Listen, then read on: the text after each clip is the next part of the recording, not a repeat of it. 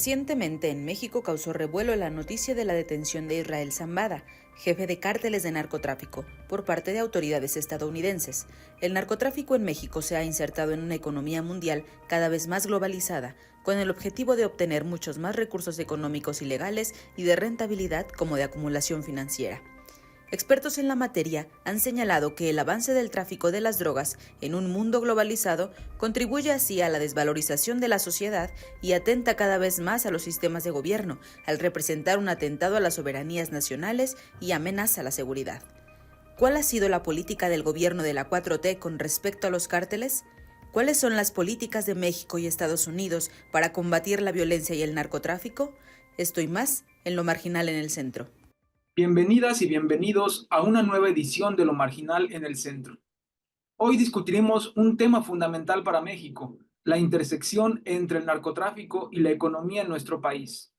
Para analizar y discutir este tema tan importante, tenemos el honor de contar con Osvaldo Zavala, quien es periodista y profesor de literatura y cultura latinoamericana en The College of Staten Island y en The Graduate Center, ambas instituciones de la City University of New York. Es además autor, entre otros libros, de Los cárteles no existen, Narcotráfico y cultura en México y La guerra en las palabras, una historia intelectual del narco en México, 1975-2020. Asimismo, es coeditor de varios volúmenes sobre literatura y cultura latinoamericana contemporánea y autor de más de 50 artículos académicos sobre narrativa mexicana contemporánea, violencia y neoliberalismo y la representación y conceptualización de la frontera entre México y Estados Unidos. Ha colaborado en medios como las revistas Proceso, Newsweek en español y los periódicos The Washington Post y El País, entre otros. Osvaldo, muchas gracias por venir a Lo Marginal en el Centro. Es un gusto que estés aquí con nosotros. Bueno, no, un placer estar aquí. Gracias por la invitación. Bienvenidas y bienvenidos todos a Lo Marginal en el Centro. Quisiera comenzar diciendo que el narcotráfico es un tema profundamente arraigado en la historia y la estructura económica de México. Este fenómeno ha moldeado no solo el ámbito de la seguridad y la política del país, sino también su economía, influyendo en la vida cotidiana, la política y las relaciones internacionales. En este programa analizaremos cómo el narcotráfico y la economía mexicana están intrínsecamente vinculados, explorando desde las decisiones geopolíticas hasta el impacto en la canasta básica, cuestionando las estrategias gubernamentales y las relaciones internacionales que han dado forma a este fenómeno con un enfoque crítico hacia las narrativas oficiales. El objetivo es no solo desentrañar las complejas relaciones entre el narcotráfico y la economía mexicana, sino también cuestionar las narrativas predominantes y explorar enfoques alternativos. Ahora bien, la reciente detención de Ismael Zambada, alias El Mayo, ha generado una ola de especulaciones y análisis sobre las verdaderas intenciones y consecuencias de este evento, planteando preguntas cruciales sobre la verdadera naturaleza y el propósito de esta captura y generando numerosas interpretaciones sobre su significado. Este es un momento crucial para desentrañar las razones detrás de esta detención y lo que podría implicar, sobre todo si se pone en duda la visión tradicional de los capos del narcotráfico como líderes absolutos que dirigen operaciones multimillonarias desde la clandestinidad. El análisis sugiere más bien que hay manos más poderosas y organizadas detrás de ellos, controlando y beneficiándose del negocio del narcotráfico a nivel global. En este segmento me gustaría que analizáramos el contexto y las posibles consecuencias de la detención de Zambada, situándolo en un marco mucho más amplio. Empecemos con la primera pregunta sin más preámbulo. ¿Por qué se detiene al Mayo, Osvaldo? ¿Qué significa esta captura? ¿Representa un verdadero golpe al crimen organizado o más bien un movimiento estratégico dentro de un juego mucho más complejo? Bueno, primero que nada, gracias por la invitación. Es un placer estar acá. Yo creo que eh, lo que vemos con la detención del Mayo Zambada puede leerse en distintos niveles. A mí en lo particular me llama la atención primero cómo estas capturas de capos, de jefes de organizaciones, ritualmente, cíclicamente, periódicamente se van llevando a cabo en la historia compartida entre México y Estados Unidos como parte de esta larga duración de la agenda de seguridad estadounidense, no solo en México, sino en todo el continente. Entonces yo creo que primero tenemos que ser conscientes de lo recurrente que son estos golpes mediáticos en la historia de estos dos países, ¿no? La detención del Mayo Zambada, pues viene a sumarse a una larga historia de otros capos que en su momento recibieron la misma atención y que produjeron todo este tipo de preguntas sobre la seguridad en el país, sobre la viabilidad de las instituciones, la pregunta sobre la corrupción oficial, etcétera. Y a mí entonces lo que me llama la atención primero es entender que eh, la recurrencia de estas detenciones empodera la agenda estadounidense, ayuda a, digamos, avanzar los intereses geopolíticos estadounidenses en México y que en poco o nada resuelven verdaderamente el tema del narcotráfico como un problema de salud, como un problema asistencial, como un problema de adicciones, como un problema incluso policial. Las detenciones de estos traficantes pueden ser muy visibles, pueden tener mucha atención en medios de comunicación y puede sorprender al público con la mitología que se construye alrededor de estos capos, pero la verdad es que el tráfico de drogas continúa. La complejidad de consumo de drogas como ahora la alarmante oleada del fentanilo y los opioides en México y en Estados Unidos no parece detenerse de ninguna manera. Y entonces creer que la detención de una persona puede verdaderamente sacudir las estructuras de una digamos, dispersión de actores que se involucran en el negocio del narcotráfico, pues es muy ingenuo y es algo que ya deberíamos estar, digamos, de algún modo, pues sí, distanciándonos de todo ese discurso, ¿no? Porque sabemos que el tráfico de drogas continúa, el tráfico de opioides, de sintéticos, no ha sido mermado de ninguna manera. Y entonces estas detenciones solo sirven, insisto, a los intereses políticos que están en juego entre México y Estados Unidos. Muchas gracias, Osvaldo. Pues sí, me parece muy importante subrayar precisamente que la construcción discursiva del narco como un mito que ha sido instrumentalizado por el poder político y mediático muchas veces para ejercer control y justificar políticas represivas. Y esa narrativa pues ha moldeado la percepción social, configurando al narcotráfico como un enemigo omnipresente, todopoderoso, y además conectando la construcción del mito del narco con otros mitos contemporáneos que también sirven para disciplinar y para controlar a la sociedad. Y las producciones culturales como corridos, series de televisión han reforzado precisamente esta narrativa, transformando a delincuentes comunes en figuras casi míticas, y en ese sentido se ha construido la figura del capo como un enemigo formidable, eh, alimentando una guerra que por diseño nunca puede ganarse. Entonces el arresto de figuras clave como Ismael Zambada en este caso suele presentarse en los medios y por las autoridades como un gran golpe al narcotráfico, pero la detención de esta clase de figuras no necesariamente reflejan un golpe estructural a las organizaciones criminales, sino que tales capturas sirven para consolidar narrativas de control y de éxito gubernamental. Ahora bien, más allá del evidente impacto en la seguridad y la política, es crucial también entender cómo el narcotráfico se entrelaza con aspectos económicos fundamentales como la salud pública, la canasta básica, pero considerando también que la historia del narcotráfico está marcada por la complicidad y el beneficio económico de grandes instituciones financieras internacionales. En ese sentido, el narcotráfico ha sido instrumentalizado para mantener una economía política que beneficia a ciertos sectores nacionales e internacionales a costa del bienestar general de la población. Osvaldo, ¿podrías hablarnos de cuál es la relación del narcotráfico con la economía mexicana, sobre todo en el ámbito de la salud y de la canasta básica? Bueno, esta pregunta se puede responder de dos modos. Por un lado, por supuesto, tenemos una historia real del narcotráfico, la injerencia que tienen las organizaciones que trafican con droga y la relación histórica que han tenido con diferentes niveles de la sociedad en México.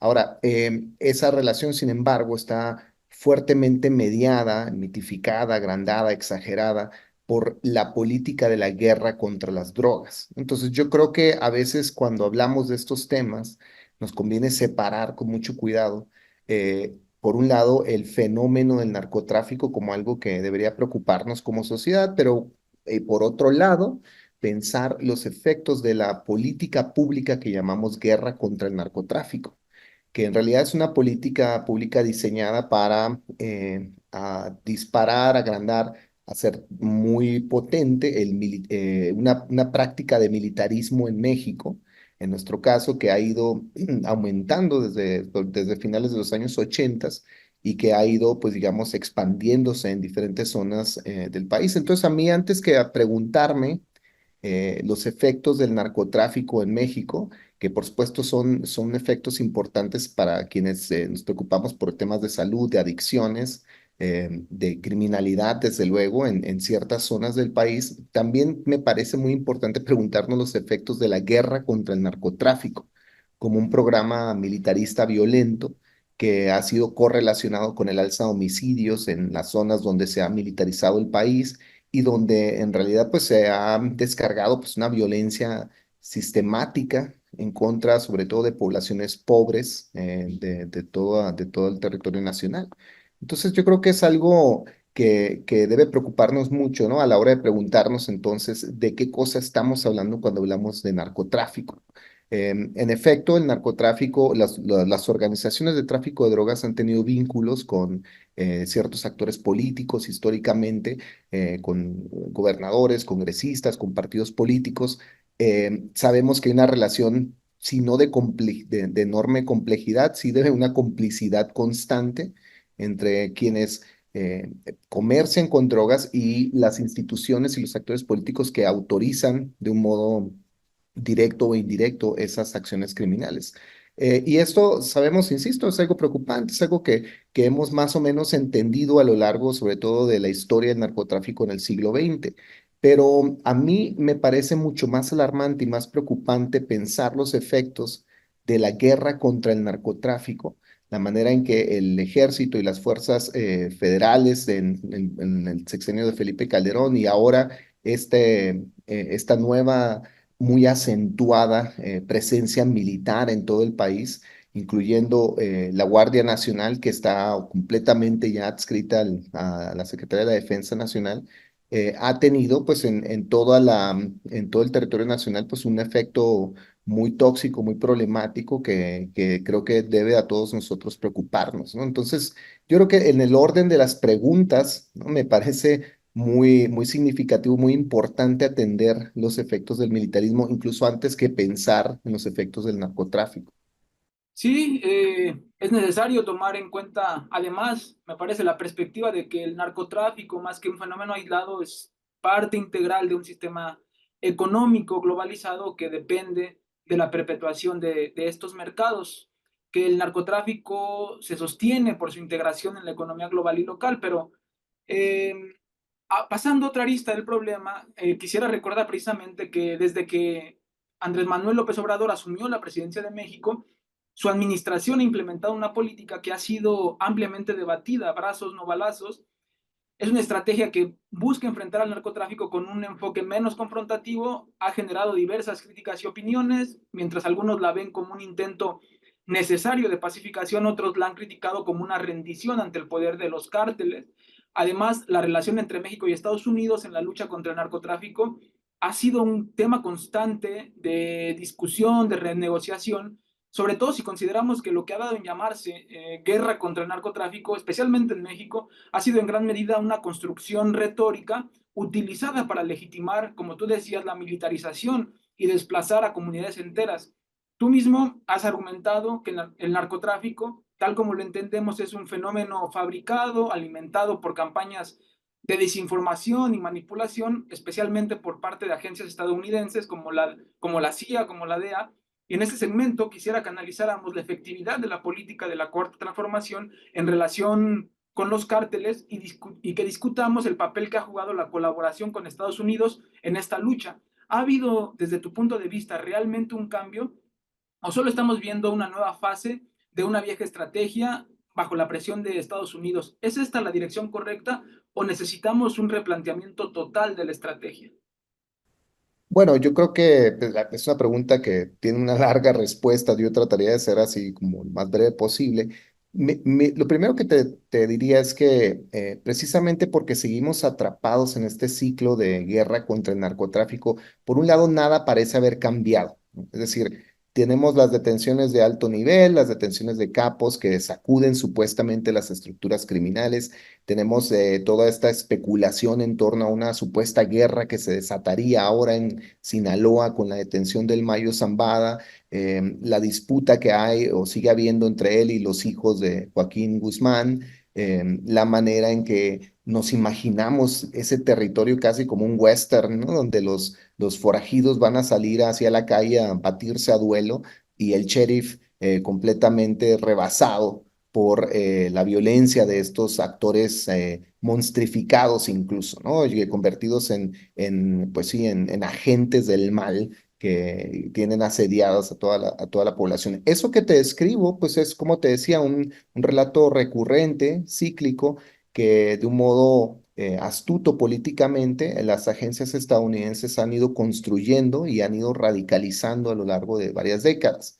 Y en parte ese discurso sigue activo y vivo en nuestra política nacional, independientemente de que el presidente López Obrador en su momento haya querido de algún modo suspender, no el relato, pero pues sí la política nacional de combate al narcotráfico como históricamente se había dado en las 4 décadas anteriores. Entonces, yo creo que hay entonces un problema muy difícil de vencer. Por un lado, seguimos todos convencidos de que el narcotráfico es la principal amenaza a la seguridad nacional, a pesar de que hay evidencia de que el tamaño, el poder, el dinero de estas organizaciones no es tan grande como se les cree, que su poder no rebasa realmente al del Estado y que probablemente las principales causas de las olas de violencia que estamos viviendo en México estén más vinculadas a la militarización que a la acción propia de los traficantes, ¿no? Yo creo que eso es algo que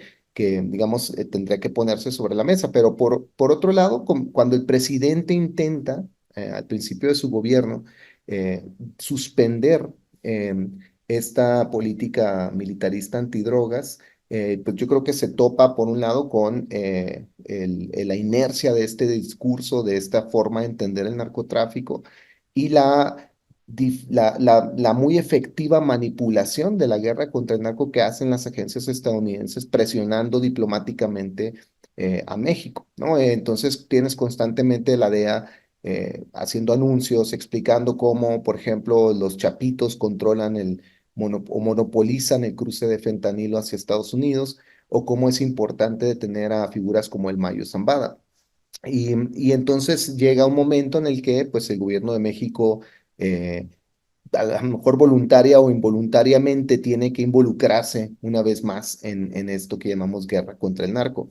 Entonces, lo que yo creo que ya podemos más o menos advertir al final del sexenio de López Obrador es que si bien su gobierno intentó pareciera, por lo menos de un modo discursivo, de un modo simbólico, detener esto que llamamos guerra contra el narco, pues la verdad nos indica otra cosa, ¿no? Nos indica que el militarismo antidrogas continúa, que continúan los operativos, que se detuvo con su gobierno, por ejemplo, pues a Ovidio Guzmán de un modo muy violento después del primer operativo fracasado en 2019, el segundo que no fracasa, pues se lleva a cabo con una fuerza militar muy fuerte, muy importante.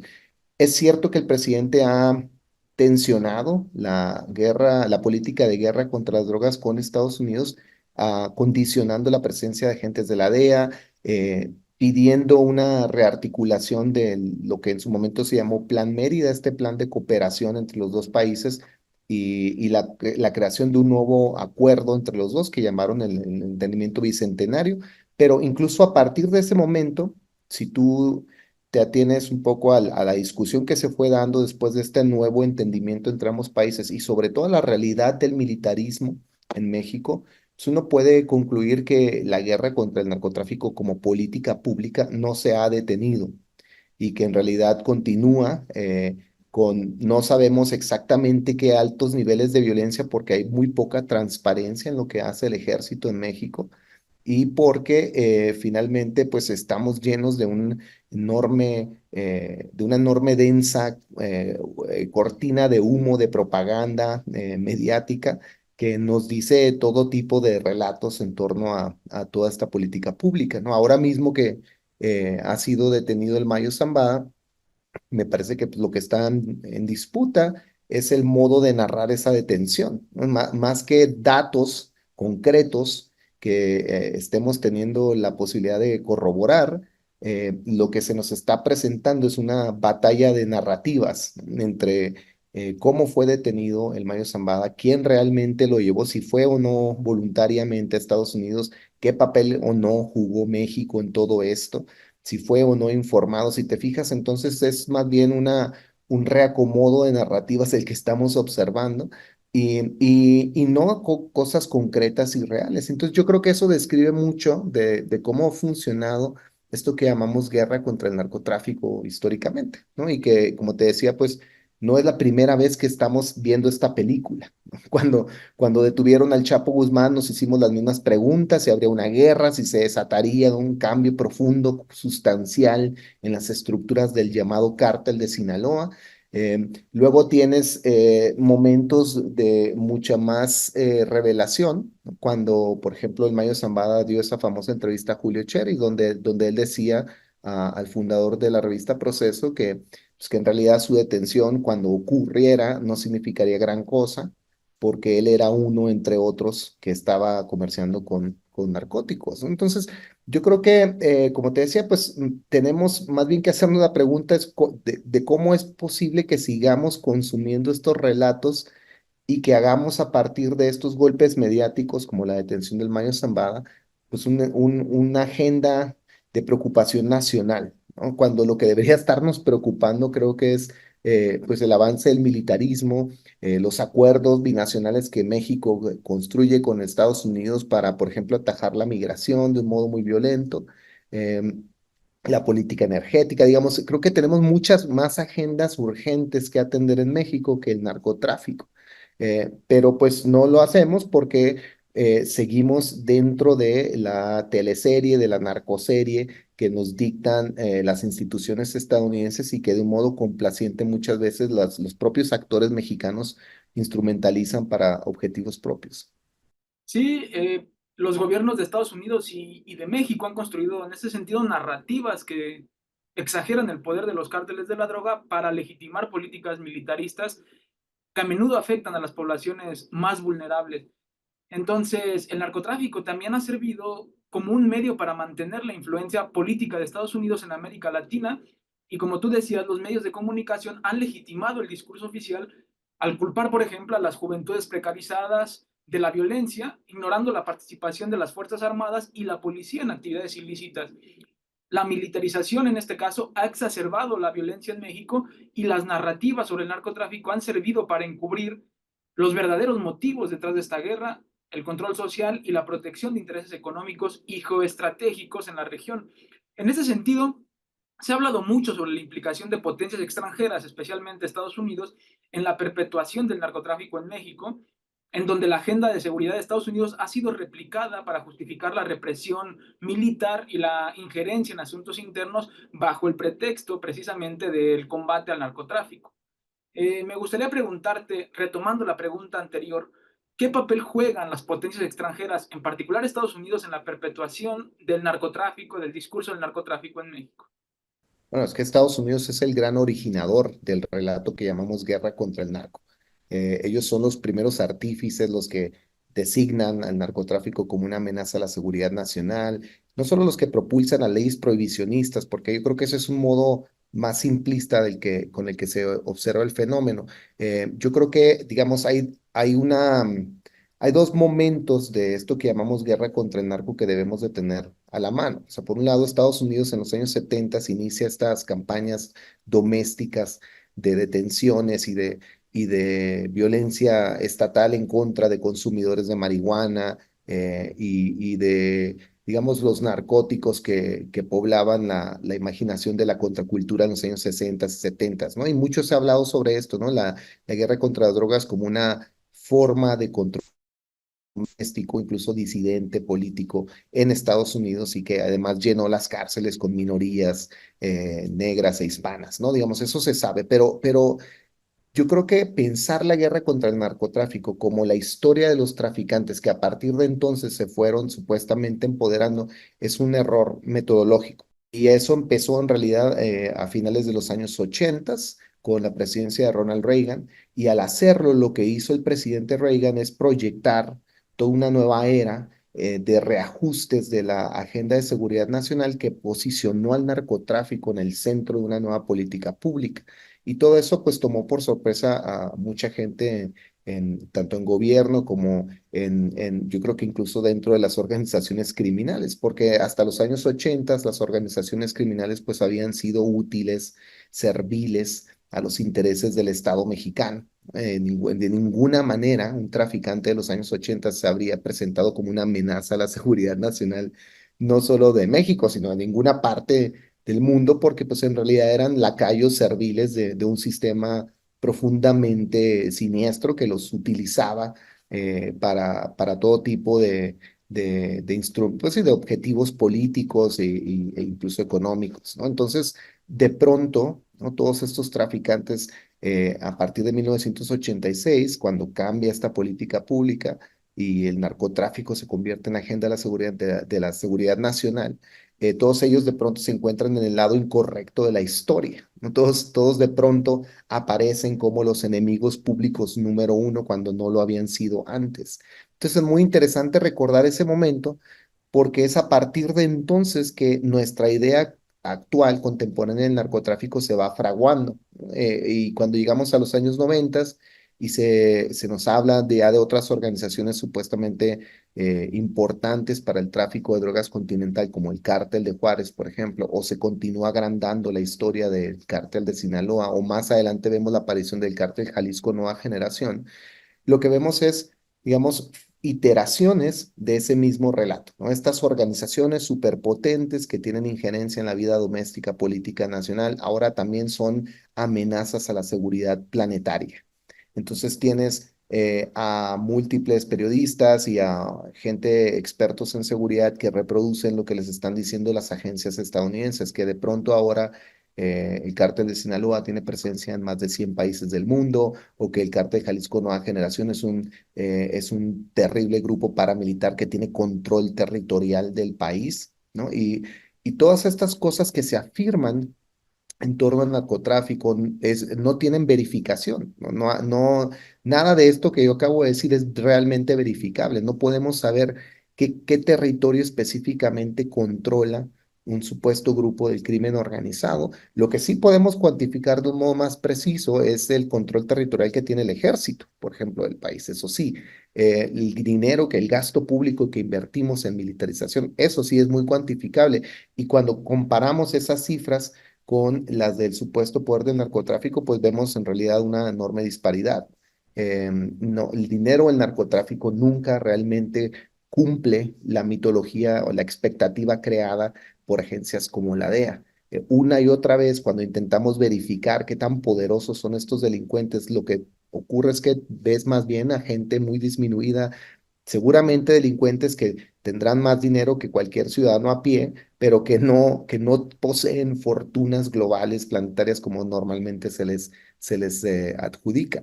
No sé si viste en redes sociales cuando detuvieron al Mayo Zambada y que empezó a circular la fotografía que la DEA dio a conocer del momento en que lo detienen. Está él en un vehículo y se le ve un poco cansado.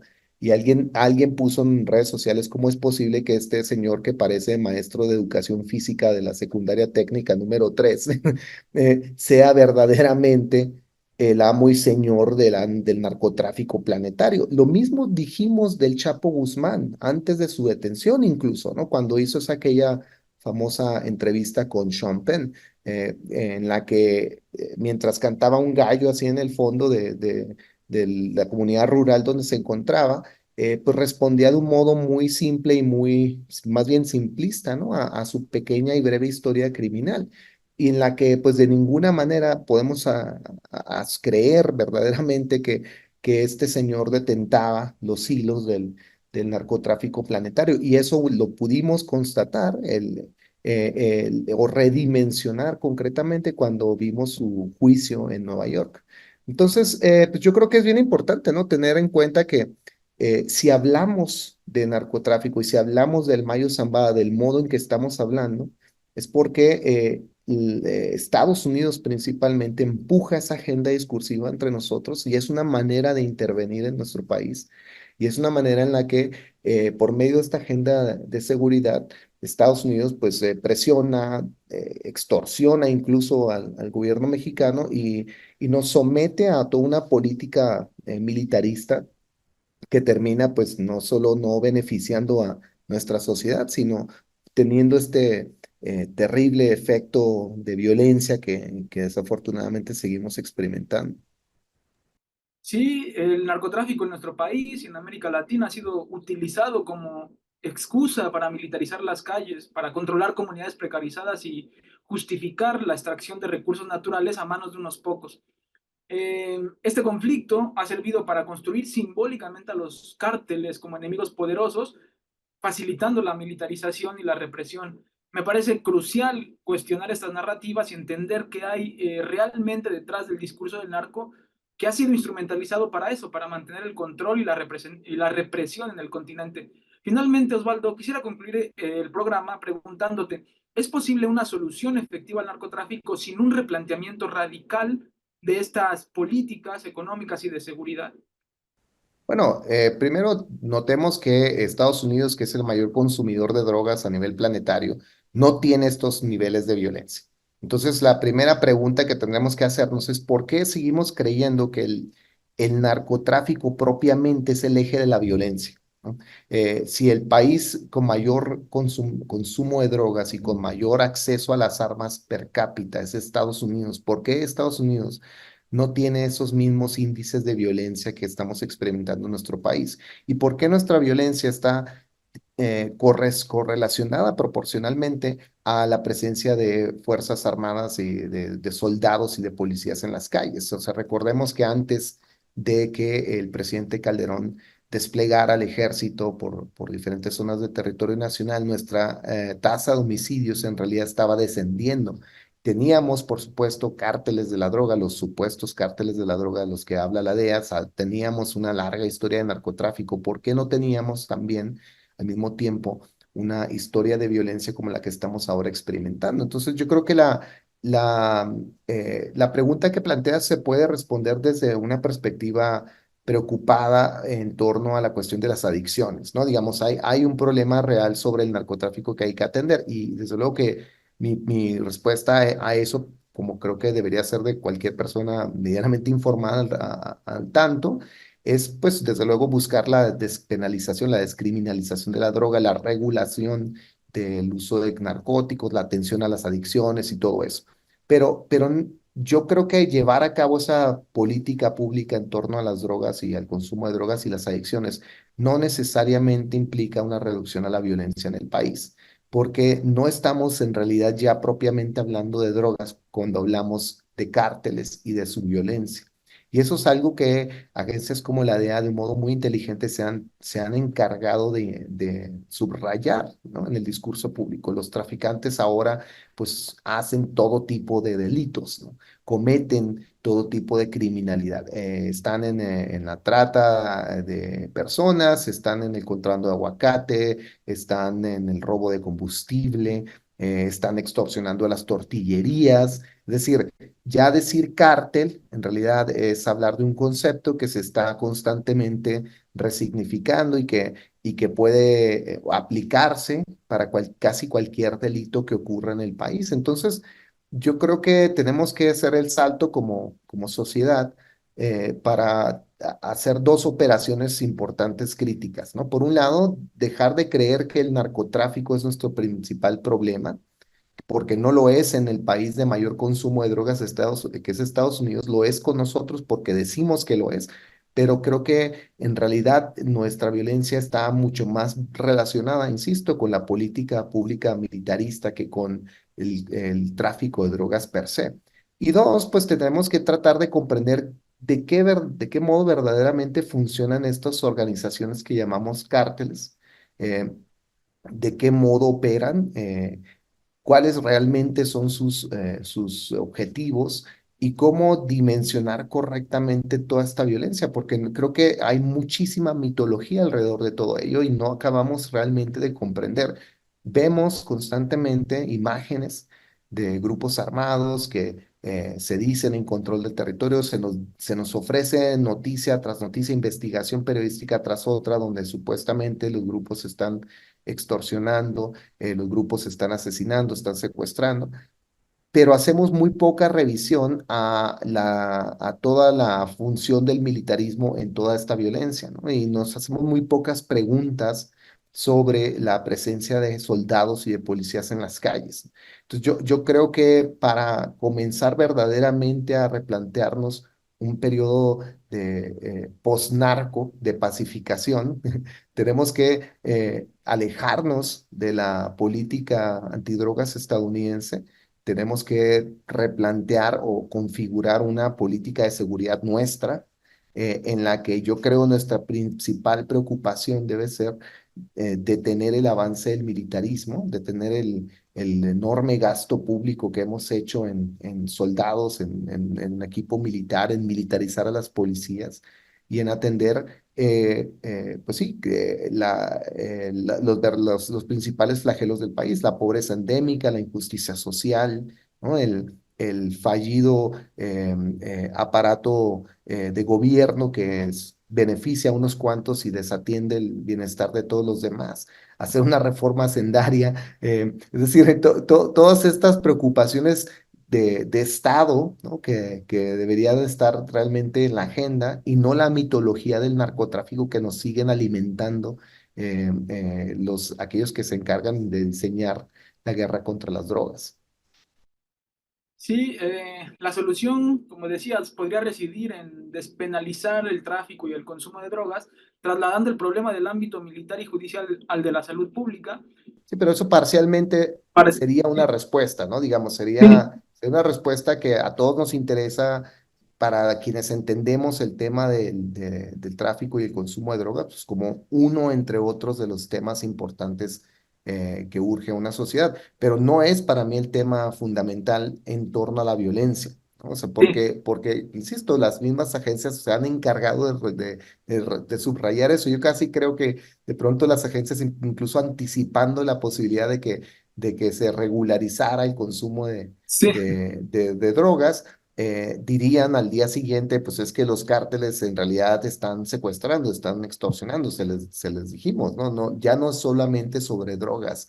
Entonces, por eso incluso cuando se habla de narcoestado, pues ya pierde todo sentido ese concepto, porque Sí. pues no es sobre narcos y el Estado no está corrompido por el narcotráfico. El Estado más bien es un Estado militarizado, neoliberal, controlado muchas veces por élites y grupos transnacionales que están saqueando el país, ¿no? Y creo que esa es la principal preocupación que debería estar entre nosotros. Sí, cualquier estrategia en todo caso que no reconozca las verdaderas dimensiones, las complejidades del problema está destinada al fracaso. Con esto concluimos nuestro programa de hoy. Hemos explorado cómo el narcotráfico en México no es simplemente un problema de delincuencia, sino un problema complejo que involucra actores poderosos más allá de los capos visibles.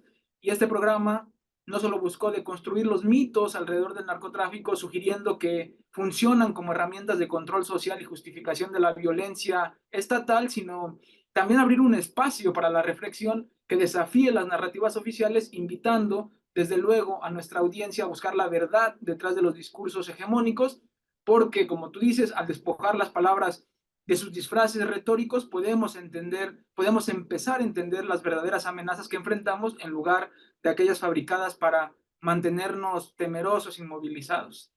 Gracias a nuestro panelista por sus valiosas contribuciones. Muchas gracias, Osvaldo. Muchas gracias por haber venido a Lo Marginal en el Centro. No, gracias a ti, un placer estar aquí. Bueno, seguimos conversando. Nos vemos en la próxima emisión de Lo Marginal en el Centro.